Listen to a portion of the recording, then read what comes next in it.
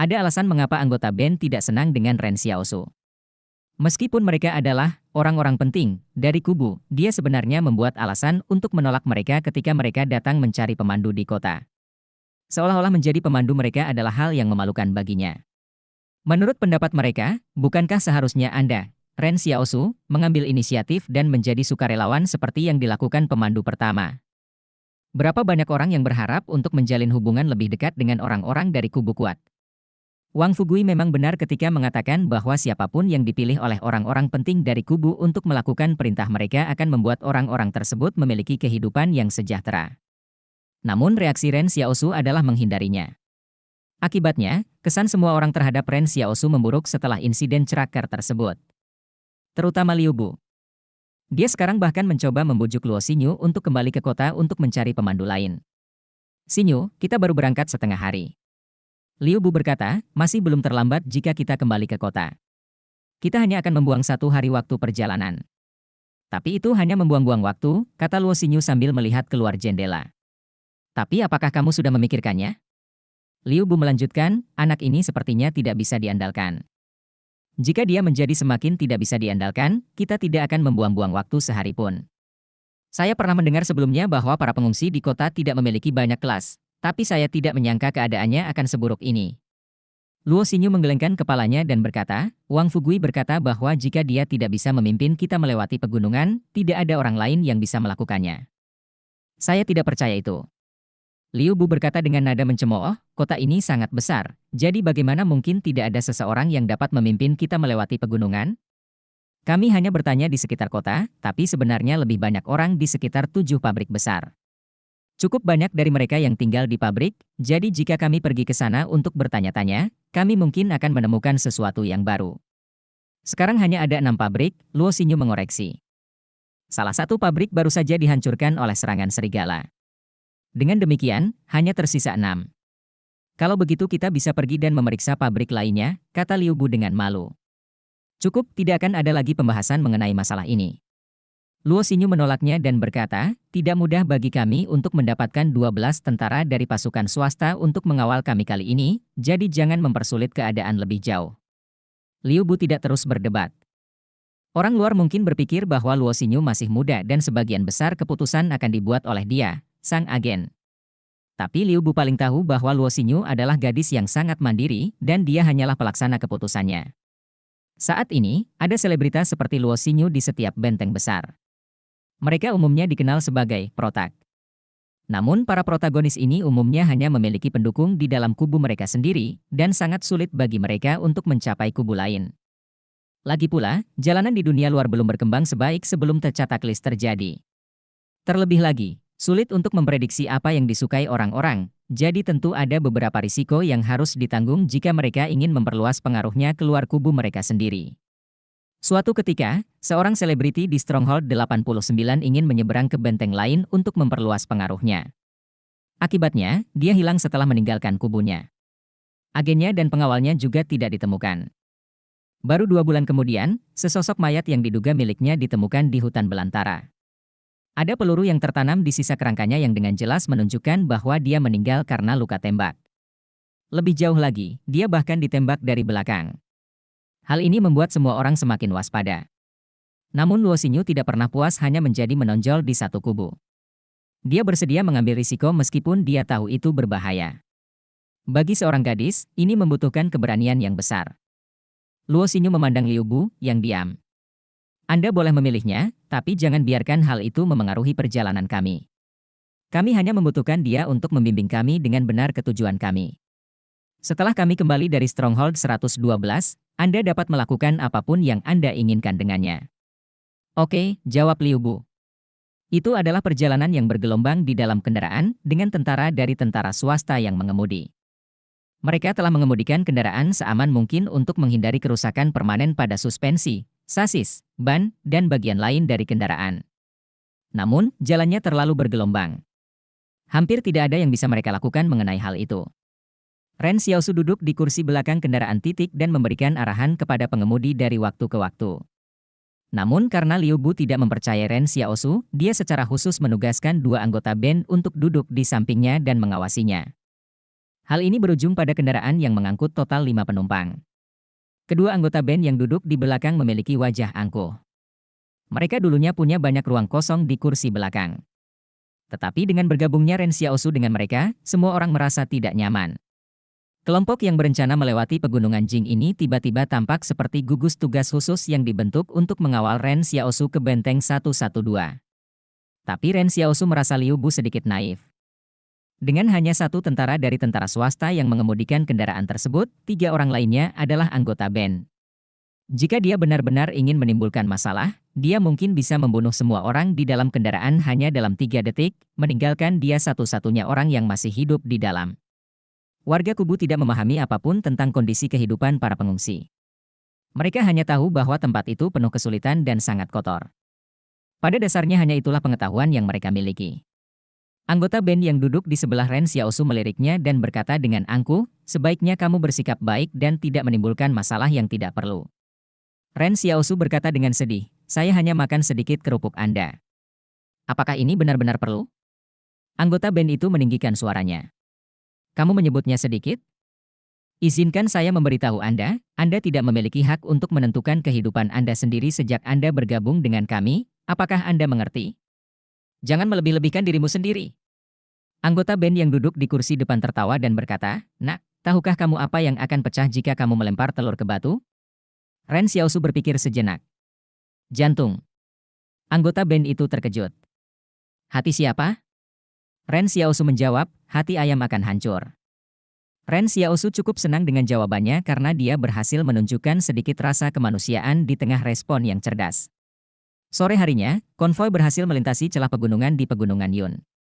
Dari sini, medannya terbuka, dan hutan besar bisa dilihat di luar Pegunungan Yun. Ren Xiaosu sedang menatap keluar jendela, terpesona.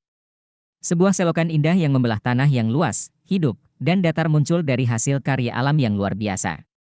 Guru sekolah, Zhang, mengatakan bahwa bentuk lahan unik ini terbentuk oleh pergerakan tektonik lempeng bumi.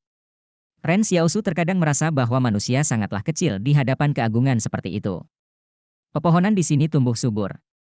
Hanya beberapa jalan berlumpur yang membuktikan bahwa umat manusia pernah ada di sini sebelumnya. Disinilah juga band tersesat selama ekspedisi pertama. Ren Xiaosu telah mendengar dari Tuan Zhang bahwa pepohonan di hutan hujan tropis sangat lebat sehingga hampir mustahil untuk dilewati. Namun, hutan di utara sini masih relatif jarang. Hanya rumput yang tampak tumbuh sedikit lebih tinggi dari biasanya. Sore harinya, konvoi akhirnya sampai di tempat terbuka yang dibicarakan Liu Bu. Liu Bu melompat keluar dari kendaraan dan tertawa keras. "Mari kita mendirikan kemah di sini hari ini. Semuanya, istirahatlah dan makan sesuatu." Saat dia selesai berbicara, Ren Xiaosu berjalan menuju truk pick-up. Namun Liu Bu segera menghentikannya. Ren Xiaosu berkata dengan heran, "Apa?" Liu Bu mencibir. "Kami tidak membawakan makanan dan air untuk Anda, jadi selesaikan sendiri." Sepertinya Liu Bu kesal karena Ren Xiaosu memakan biskuitnya. Namun kenyataannya, Ren Xiaosu tahu bahwa meskipun dia belum makan biskuitnya, Liu Bu akan tetap memperlakukannya dengan sikap buruk yang sama. Ren Xiaosu sudah mengira tidak akan diberi makanan apapun untuk konvoi itu. Namun, dia terkejut melihat betapa terbukanya mereka tentang hal itu. Sejujurnya, lebih baik begini. Ren Xiaosu cukup santai tentang hal itu. Dengan cara ini, dia tidak perlu khawatir. Dan dia sudah siap menghadapi situasi saat ini. Dia berbalik dan berjalan ke hutan, tapi Liu Bu bertanya dengan panik, "Mau kemana?" "Jika kamu melarikan diri sekarang, kamu tidak akan pernah bisa kembali ke kota di Stronghold 113. Jika Ren Xiaosu pergi, mereka akan membuang-buang waktu lagi hari ini. Tanpa pemandu, mustahil bagi mereka melewati hutan ini dan menemukan jalan menuju Pegunungan Jing." Harus dikatakan bahwa Ren Xiaosu cukup terkesan dengan orang-orang ini. Butuh 5 hari lagi untuk sampai ke Pegunungan Jing dari sini. Terakhir kali, mereka beruntung karena tersesat sejak dini dan akhirnya menemukan jalan keluar dari hutan. Jika mereka berjalan beberapa hari lagi dan masuk lebih dalam, mereka mungkin tidak akan bisa keluar. Tidak akan membuang-buang waktu jika itu terjadi. Orang-orang penting yang terbiasa hidup nyaman di benteng ini belum menyadari di wilayah mana mereka berada. Tentu saja, Ren Xiaosu memahami bahwa orang-orang dicurigai mengalami inersia kognitif. Bukan berarti orang-orang penting di kubu tersebut baru saja mulai meremehkan para pengungsi. Oleh karena itu, mereka diperkirakan tidak dapat mengubah pola pikir mereka begitu cepat dalam ekspedisi. Ren Xiaosu berbalik dan tersenyum. Aku hanya akan mencari sesuatu untuk dimakan. Untuk apa kamu panik? Saya tidak panik. Liu Bu menjelaskan dengan malu, saya hanya ingin mengingatkan Anda bahwa pemandu sebelumnya meninggal di sekitar area ini. Jangan mengikuti jejaknya dengan mati di tempat ini dan membuang-buang waktu kita. Pemandu sebelumnya telah membawa mereka ke sini dan kemudian mengarahkan mereka ke arah yang salah. Pada akhirnya, ketika semua orang merasa bahwa mereka telah menuju ke arah yang salah setelah berjalan selama beberapa hari, mereka memutuskan untuk kembali ke pegunungan Yun. Namun, pemandu tersebut mengalami nasib malang di pagi hari ketika dia pergi ke sungai untuk mencuci muka. Saat mereka berbincang, salah satu anggota band berseru, "Ada jejak binatang di sisi tanahmu." Ren Xiaosu mengerutkan kening. Hewan liar apa yang mungkin ada di sini? Sangat sedikit hewan liar yang hidup di tepi hutan. Selain itu, ketika manusia mulai membangun benteng, binatang yang lebih besar dikurung di luar batas benteng. Sangat sedikit monster besar yang bisa melewati pertahanan di luar perimeter benteng dan masuk ke zona sekitar Stronghold 113. Seperti serigala yang menyerang pabrik, contoh seperti itu jarang terjadi. Semua orang pergi untuk melihat seperti apa jejak binatang di tanah. Para prajurit tidak peduli. Apa yang perlu ditakutkan ketika mereka membawa senjata? Namun ketika mereka melihat jejaknya, mereka semua tercengang. Jejak binatang itu terus berlanjut hingga ke dalam hutan, dan setiap jejak kaki tampak sekitar setengah ukuran kepala seseorang. Ketika para prajurit melihat ini, mereka semua segera mengangkat senjatanya dan dengan gugup membidik ke dalam hutan. Entah kenapa, pasukan tentara swasta tiba-tiba merasa tidak aman meski dengan senjatanya. "Kami tidak melihat jejak ini saat kami berada di sini terakhir kali, kan?" Seseorang berkata dengan suara gemetar. "Tidak." Seseorang menggelengkan kepalanya. Ketika Ren Xiaosu mengamati jejaknya, dia tahu persis jenis hewan apa itu dan merasa lega. Kemudian dia menatap ke lapangan tempat band itu akan mendirikan kemah. Ia langsung memperhatikan beberapa sampah yang ditinggalkan rombongan sebelumnya saat mereka berada di sini. Masih banyak sisa makanan yang berserakan di tanah. Dia berkata dengan nada serius, "Itu beruang." Ia tertarik pada sisa makanan yang kalian tinggalkan terakhir kali. Liu Bu berkata dengan ragu, "Omong kosong. Apa menurutmu aku belum pernah melihat seperti apa bentuk cakar beruang?" Ren Xiaosu mengikuti jejak menuju hutan. Dia tidak berbaik hati menceritakan semua yang dia ketahui kepada band dan pasukan swasta. Ahem, bisa juga babi hutan. Kelompok di belakang Ren Xiaosu hanya bisa menonton tanpa daya saat dia pergi ke hutan. Dia tampak tidak takut dengan jejak dan bahaya yang mengintai di dalam hutan. Anak itu terlalu berani. Liu Bu tersentak. Apakah dia tidak ingin hidup? Para prajurit menurunkan senjatanya. Jika ada binatang buas yang menakutkan di hutan, belum terlambat bagi mereka untuk mengangkat senjata jika mendengar teriakan Ren Xiaosu.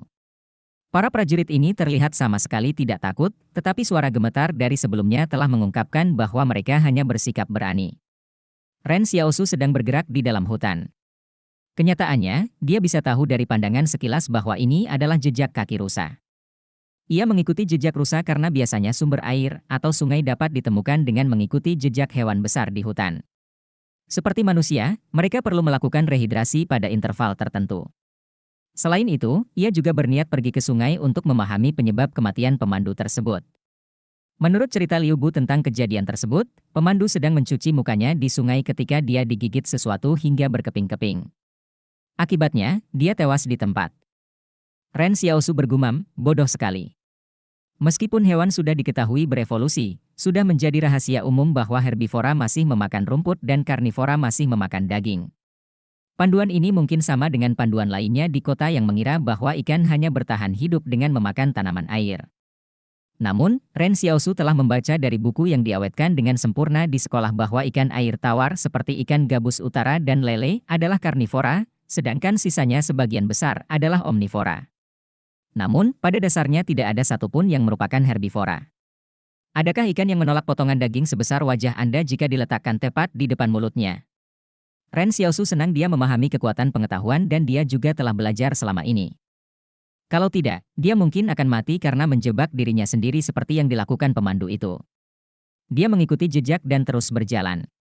Karena rusa adalah salah satu makhluk paling lembut di hutan, biasanya tidak akan terjadi apa-apa jika Anda tidak memprovokasi mereka. Pada saat ini, Ren Xiaosu memperhatikan jejak seperti serbuk gergaji di pohon. Ini jelas ditinggalkan oleh rayap setelah mereka menggerogoti kayunya. Dia melihat ke pangkal pohon, dan memang ada gundukan tanah yang tidak normal melilit akar pohon. Ren Xiaosu menginjak-injak gundukan tanah dan menghancurkannya dengan sedikit usaha, memperlihatkan rayap coklat di dalamnya. Rayap-rayap itu merangkak dengan cepat di dalam sarang dan tampak seukuran bantalan jari kelingking. Meskipun rayap ini tidak enak, namun penuh nutrisi. Yang penting, banyak warga kota telah menderita kekurangan gizi selama bertahun-tahun. Biasanya, mereka menggunakan rayap dan telur rayap untuk melengkapi makanan mereka, dan beberapa orang akan sangat senang menemukan sarang rayap sehingga akan membuat mereka tersenyum selama berhari-hari. Namun rayap ini tidak dapat dimakan mentah karena takut mereka akan mengeluarkan asam format dari tubuhnya. Selain itu, Ren Xiaosu tidak begitu putus asa sehingga dia perlu memakan rayap ini untuk bertahan hidup. Setelah sarangnya dihancurkan, rayap-rayap itu berebut karena kebingungan. Sebelum mereka mengetahui mengapa sarang mereka runtuh, Ren Xiaosu merobek daun besar dari dahan pohon dan menggunakannya untuk membungkus sepotong kecil sarang rayap, di mana beberapa rayap masih merayap. Dia mematahkan dahan pohon dan memotongnya sedikit dengan pisau tulangnya, mengubahnya menjadi tombak sederhana. Dengan itu, dia siap menangkap ikan. Sebelum berjalan jauh, Ren Xiaosu berbalik dan kembali lagi. Dia mencari-cari sarang rayap dengan pisau tulangnya beberapa saat sampai dia menemukan ratu rayap yang gemuk. Dia membawanya bersamanya juga. Rayap telah mengalami bencana total. Dengan mengabaikan biotika, hal ini dapat digambarkan sebagai kehilangan rumah dan ibu. Tentu saja, Ren Xiaosu tidak menggali sarang rayap tersebut karena dia ingin memakannya. Dia terus mengikuti jejak rusa dan mendengar suara air mengalir setelah beberapa menit. Semakin dekat Ren Xiaosu ke sungai, dia menjadi semakin waspada. Meski sudah lewat malam ketika makhluk hidup berkumpul untuk minum di tepi sungai, ia tetap perlu berhati-hati. Jika ada hewan liar yang datang terlambat ke sini karena ada urusan di rumah, Ren Xiaosu mungkin akan menabrak mereka. Namun yang membuatnya lega, dia tidak seberuntung itu. Ren Xiaosu membuka bungkus daun berisi potongan sarang rayap dan melemparkannya ke sungai. Karena arusnya tidak deras saat ini, ia tidak perlu memikirkan bagaimana cara membangun bendungan batu satu di sungai tersebut. Tepat setelah itu, dia menggunakan pisau tulangnya untuk membelah ratu rayap seukuran telapak tangan dan melemparkannya ke sungai juga. Kemudian dia mulai menunggu dengan sabar sambil memegang dahan yang diasah. Cahaya bulan malam ini sangat terang. Kalau tidak, Ren Xiaosu tidak akan melihat apa yang ada di sungai. Saat ratu rayap dan sarangnya hanyut perlahan ke hilir mengikuti arus, Ren Xiaosu mengikutinya dari tepi sungai. Tiba-tiba, sesosok tubuh muncul dan berenang di bawah sarang rayap yang mengapung. Permukaan air bergolak, dan seekor ikan besar muncul dengan mulut terbuka lebar saat mencoba menelan ratu rayap dan bersarang dalam satu tegukan. Tapi saat ia membuka mulutnya, cabang tajam Ren Xiaosu menghantamnya. Ren Xiaosu sebelumnya juga menggunakan metode ini untuk menangkap ikan. Karena kecepatan dan kekuatannya jauh lebih buruk pada saat itu, dia memerlukan banyak percobaan sebelum berhasil menangkapnya. Namun, itu adalah masa lalu. Gerakannya dulunya lebih lambat daripada gerakan ikan, tapi sekarang dia sudah jauh lebih cepat daripada mereka. Ren Xiaosu mencabut dahan itu dengan kecepatan kilat, ikan hitam besar yang berjuang tanpa henti di atasnya tidak berhasil. Ren Xiaosu dengan hati-hati menjauh dari tepi sungai. Tampaknya darah ikan hitam telah menarik sesuatu yang buruk. Di bawah permukaan sungai, sekumpulan siluet berkumpul bersama. Ren Xiaosu sedikit bingung. Apakah ini siluet ikan? Dia segera membelah ikan besar berwarna hitam di tepi pantai dan membuang seluruh organ dalamnya kembali ke sungai. Dia tidak bisa membawa ikan itu kembali ke perkemahan dan membelahnya di sana karena akan meninggalkan bau darah di sekitar perkemahan. Jika remah-remah kerupuk bisa menarik perhatian seekor rusa besar, siapa yang tahu bau darah apa yang bisa menarik perhatiannya? Meskipun seharusnya tidak ada beruang atau sejenisnya di sekitar, tidak ada salahnya untuk berhati-hati. Apalagi daging dan tulang ikan bakar sisa makan harus dibuang sejauh-jauhnya. Sedetik kemudian, hiruk-pikuk meletus di sungai. Ikan yang tak terhitung jumlahnya berebut untuk memakan organ yang berdarah, dan mereka bahkan saling menggigit. Sekali seekor ikan digigit, ia akan langsung menjadi makanan bagi ikan lainnya. Sungai yang brutal. Apa yang akan terjadi jika seseorang terjatuh? Tiba-tiba, Ren Xiaosu tercengang, karena dia menyadari bahwa semua ikan telah berenang dengan tergesa-gesa. Ren Xiaosu berbalik dan pergi tanpa ragu-ragu. Apapun yang bisa menakuti ikan ganas seperti itu mungkin adalah sesuatu yang tidak boleh dia ganggu. Dalam perjalanan kembali ke perkemahan, Ren Xiaosu terus memikirkan perubahan apa yang telah dialami hutan belantara saat ini. Mengapa hewan liar berevolusi, namun tampaknya tidak ada perubahan apapun pada manusia? Tidak, ada beberapa perubahan. Misalnya, ada Sang Baogen yang telah menunjukkan kekuatan supernya kepadanya. Atau Yan Liuyuan dan dirinya sendiri? Bukankah semuanya berbeda dari sebelumnya? Ketika Ren Xiaosu kembali ke perkemahan, Ben dan tentara sedang makan bubur dan makanan kaleng. Ketika semua orang melihat ikan yang dipegang Ren Xiaosu, mereka tercengang. Pada sore hari, mereka mengira akan melihat Ren Xiaosu mempermalukan dirinya sendiri. Ini karena Ren Xiaosu hanya mengenakan jaket longgar, dan sekilas mereka tahu bahwa dia tidak membawa makanan kering. Jadi ketika Liu Bu menyuruh Ren Xiaosu untuk menangani makanannya sendiri, semua orang menyombongkannya. Mereka semua sangat kesal dengan Ren Xiaosu, anak pengungsi yang terus-menerus memberi mereka perasaan tidak nyaman yang tidak dapat dijelaskan. Namun, mereka tidak tahu apa yang membuat mereka merasa demikian. Tapi sekarang, ketika mereka harus puas dengan daging makan siang kalengan di hutan belantara, aroma ikan panggang Ren Xiaosu melayang. Ren Xiaosu membawa cangkir logam, pisau tulang, dan sekotak korek api untuk perjalanan ini. Kebutuhan ini adalah bagian dari perlengkapan bertahan hidup setiap kali dia pergi ke alam liar. Tentu saja, dia bisa saja meninggalkan korek api itu karena dia mengetahui teknik lain untuk menyalakan api. Namun jika dia bisa menghindari masalah dengan membawa korek api, mengapa dia ingin mempersulit dirinya sendiri? Lagi pula kotak korek api tidak memakan banyak ruang. Liu Bu mengernyitkan hidung saat mencium bau ikan bakar. Hur-hur, bukan masalah besar, itu hanya seekor ikan. Tiba-tiba, Ren Xiaosu mendengar suara dari istana berkata, "Quest, hal-hal baik harus dibagikan kepada orang lain." Ren Xiaosu tertegun selama beberapa waktu. Dia mengambil dahan tempat ikan itu ditusuk dan berjalan ke arah Liu Bu. Mata Liu Bu berbinar saat dia berkata dengan nada tenang, apakah kamu akan mengundang kami makan ikan?" "Ya, kurasa kita bisa." "Apa yang kamu pikirkan?" Ren Xiaosu berkata, "Saya hanya menunjukkannya kepada Anda untuk berbagi kebahagiaan saya." Liu Bu bingung. Misi selesai. Diberikan 1-0 ketangkasan. Baiklah. Ren Xiaosu sangat gembira. Ada banyak cara untuk berbagi. Liu Bu menjadi marah karena malu. "Ren Xiaosu, apakah kamu benar-benar berpikir aku akan memakan ikanmu?" Ren Xiaosu memandangi ikan yang panjangnya sekitar setengah meter dan merasa bahwa seseorang tidak akan bisa menyelesaikannya sendiri. Jadi dia memandang Liu Bu dan berkata, "Saya akan menukar setengah dari ikan itu dengan 3 botol air." Liu Bu berkata tanpa ragu-ragu, "Setuju." Ren Xiaosu ingin menukar makanannya dengan air karena sangat sulit baginya untuk menemukan air. Awalnya, dia berencana pergi ke sungai untuk mengambil air tetapi mengurungkan niatnya setelah takut dengan apa yang dilihatnya di sana. Dia juga bisa mencari jarum pinus sebagai sumber airnya, tapi akan terlalu lambat untuk mengeluarkan airnya sedikit demi sedikit. Jadi sebaiknya dia membuatnya lebih nyaman dengan menggunakan sesuatu yang tidak dia perlukan sebagai ganti air dari pihak lain. Dengan 3 botol air, dia bisa minum 1 botol malam ini dan meninggalkan 2 botol lainnya untuk perjalanan. Ayo, semuanya, ayo makan ikan." Liu Bu mengeluarkan panci yang mereka bawa dan meletakkan setengah dari ikan yang diberikan Ren Xiaosu kepada mereka di dalamnya. Tapi yang tidak disangka Liu Bu adalah sekelompok tentara telah membagikan ikan itu kepada mereka sendiri sebelum Luo Xinyu, Yang Xiaojin, dan dia bahkan bisa memakannya. Liu Bu memandang Luo Xinyu dengan malu. Dia tidak pernah menyangka para prajurit menjadi orang yang egois. Pada saat ini, Ren Xiaosu sedang duduk sendirian di samping api unggun pribadinya sementara yang lain berkumpul di sekitar api unggun yang lebih besar. Kedua belah pihak menarik garis yang jelas di antara mereka seolah-olah mereka adalah orang-orang dari 2 dunia yang berbeda. Tiba-tiba, Yang Xiaojin bangkit dan duduk di seberang Ren Xiaosu. Dia dengan tenang berkata, "Ikan." Ren Xiaosu sangat terkejut menemukan nada suaranya sangat tenang sehingga dia tidak dapat menemukan alasan untuk menolaknya. Cahaya api unggun berkelap-kelip di sosok gadis itu. Ren Xiaosu mulai bertanya-tanya apakah gadis-gadis dari benteng itu secantik dia.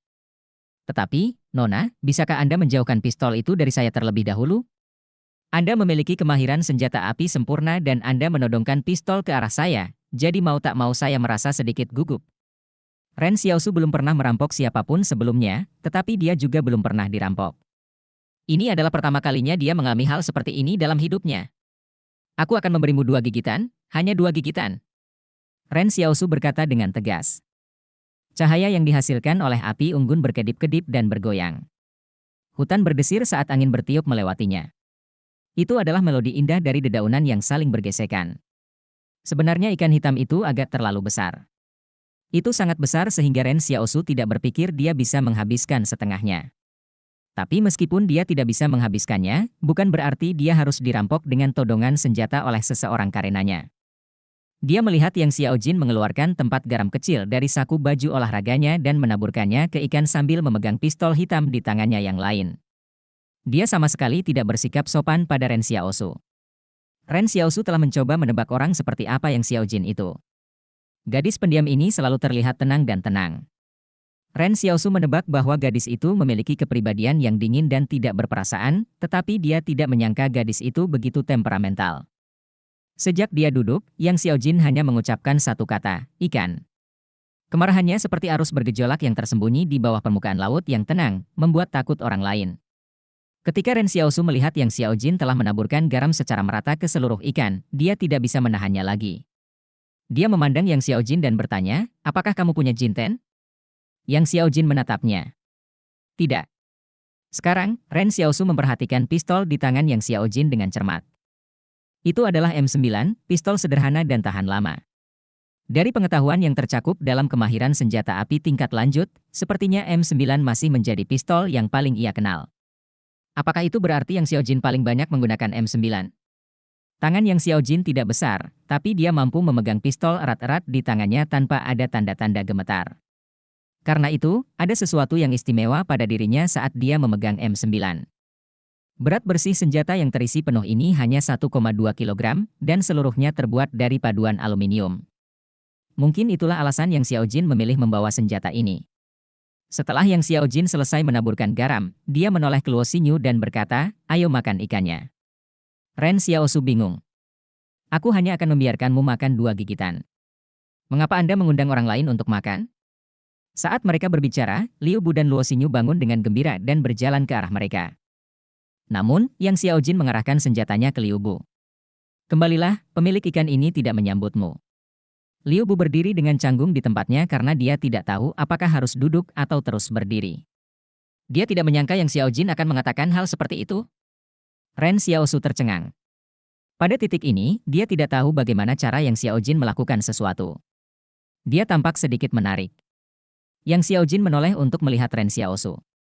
Kita masing-masing hanya makan 2 suap saja, tidak lebih. Luo Xinyu duduk dan dengan penasaran mengukur Ren Xiaosu. Suasananya tampak sedikit hidup. Dia tertawa dan berkata, saya juga tidak akan memakan makanan Anda secara cuma-cuma. Ini, aku akan memberimu 2 gigitan coklat ini sebagai imbalannya. Luo Xinyu kemudian mengeluarkan sepotong besar coklat dari sakunya dan menyerahkannya kepada Ren Xiaosu. Dia tampak sedang melakukan perdagangan.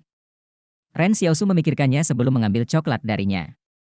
Ini adalah pertama kalinya dia melihat hal yang nyata. Dia hanya pernah mendengar Zhang berbicara tentang makanan berkalori tinggi yang dapat dengan cepat menambah kekuatan fisik seseorang. Namun, toko kelontong Wang Tua di kota hanya menjual gula putih biasa, dan harganya juga sangat mahal. Tidak ada yang namanya coklat di tokonya.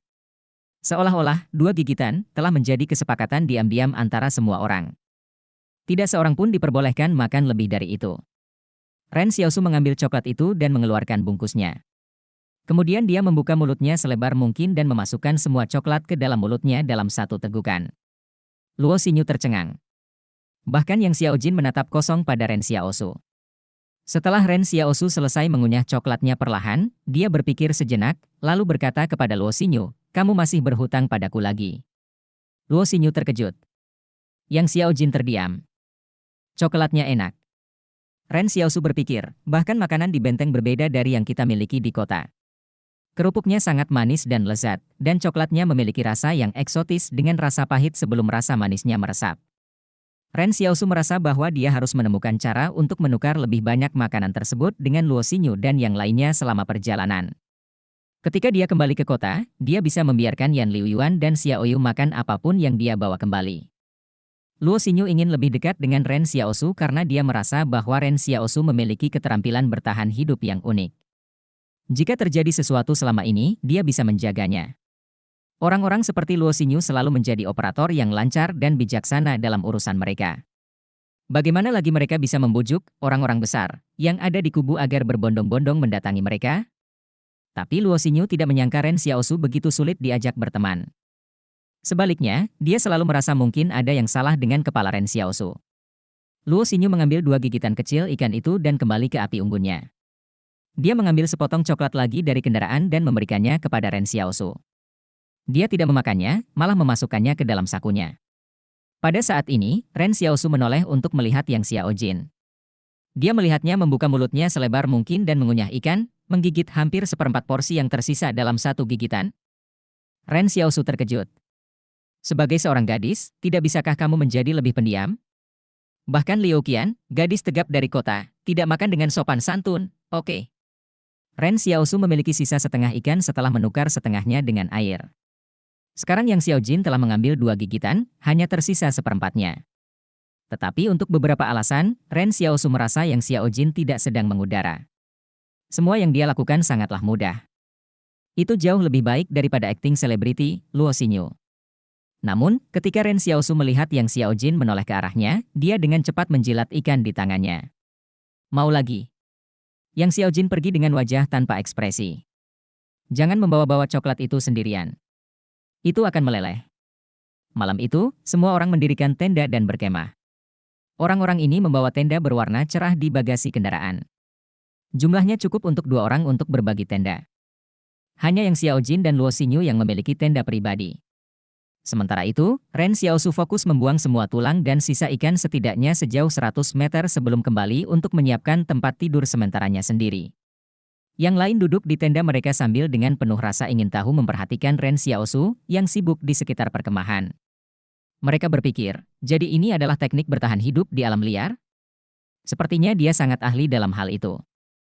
Mereka melihat Ren Xiaosu menggeser api unggun asli dan membuat api unggun lain dengan banyak ranting pinus dan batang kayu keras yang cenderung menyala lebih lama.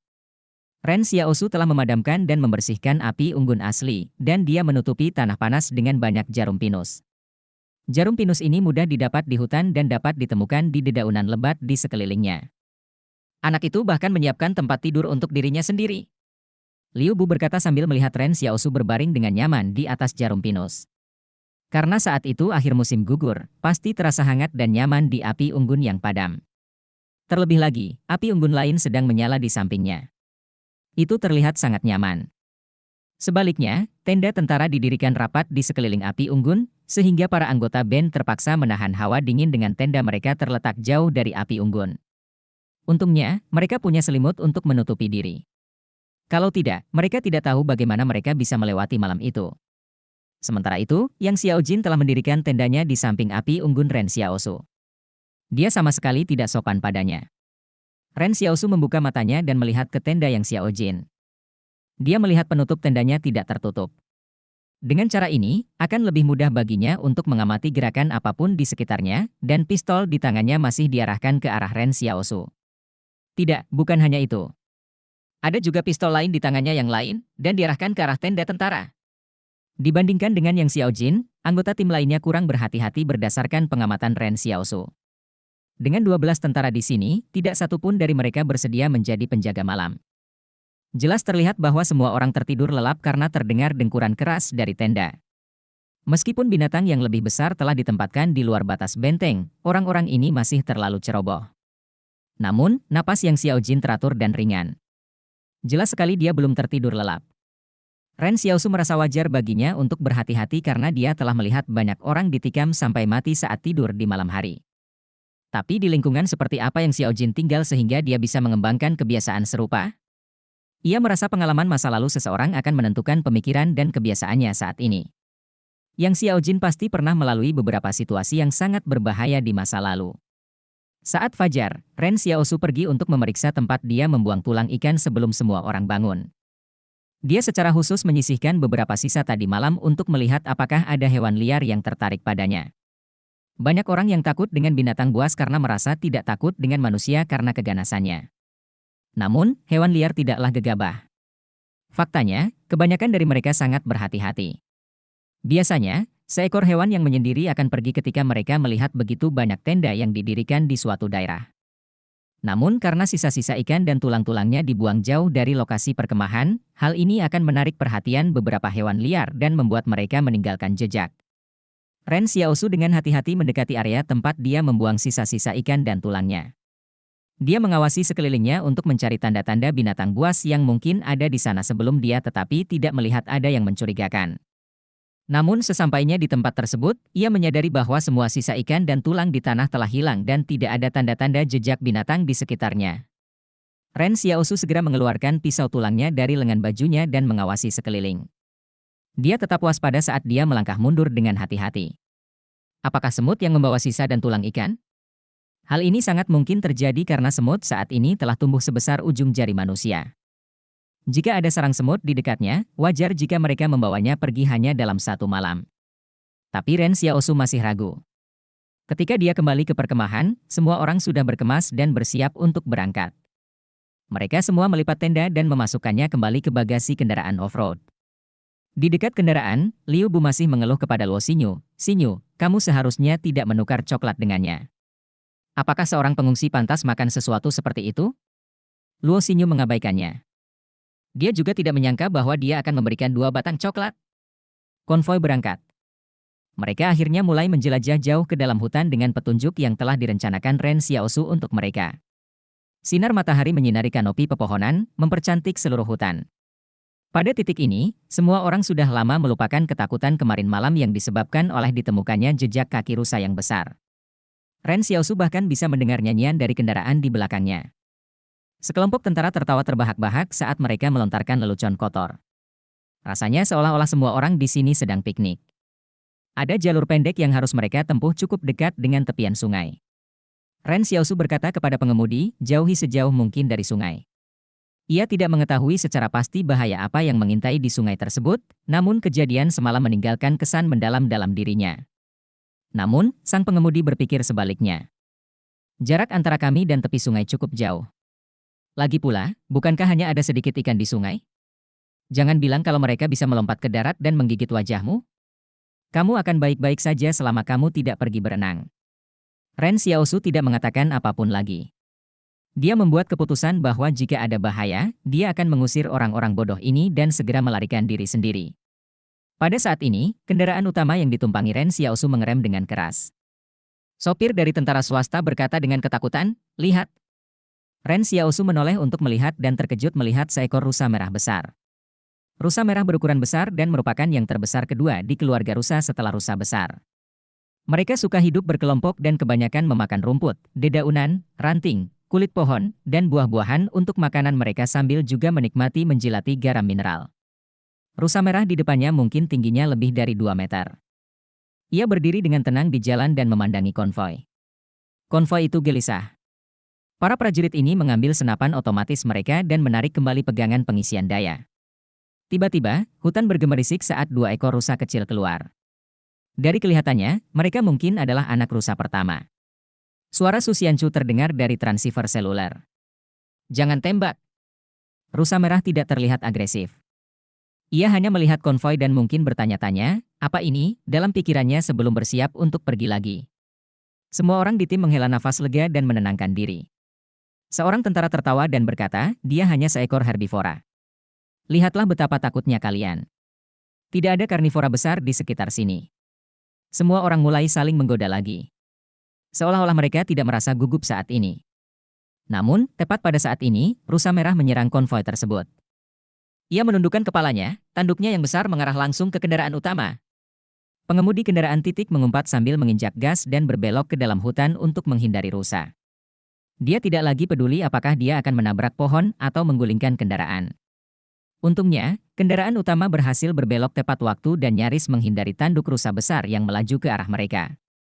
Namun, kendaraan yang mengikuti tidak seberuntung itu.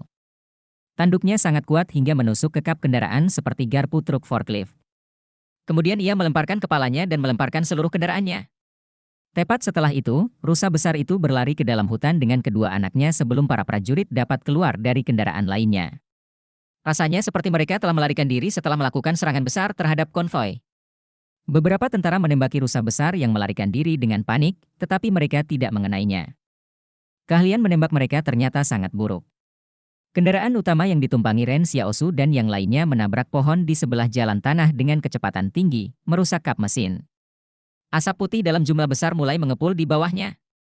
Kemudian seseorang berteriak dari arah konvoi, "Cepat, seseorang datang dan selamatkan dia."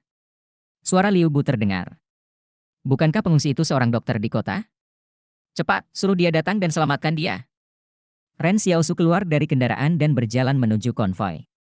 Namun sesampainya di sana, ia baru menyadari bahwa pengemudi kendaraan kedua hanya mengalami luka lecet di lengannya. Apa masalahnya?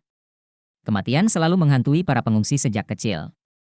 Mereka memperlakukannya seolah-olah itu adalah bagian kecil dari kehidupan. Menderita goresan seperti ini bukanlah apa-apa. Ren Xiaosu mengerutkan kening karena dia sama sekali tidak berniat merawat prajurit itu. Dia tidak ingin menyia-nyiakan obat hitamnya untuk orang seperti itu. Dia lebih terkejut dengan rusa besar yang menunjukkan agresivitas pada mereka dan bertanya-tanya mengapa. Liu Bu mendorong Ren Xiaosu dan berteriak, "Bukankah kamu seorang dokter? Cepat selamatkan dia!" Ren Xiaosu mengakuinya sebelum dia mulai meneriakkan luka pengemudi. "Semoga cepat sembuh, segera sembuh, segera sembuh." Liu Bu tercengang. "Siapa yang mengobati luka seperti itu? Kamu dokter macam apa?" Ren Xiaosu memikirkannya sebelum berkata, "Seorang dukun?"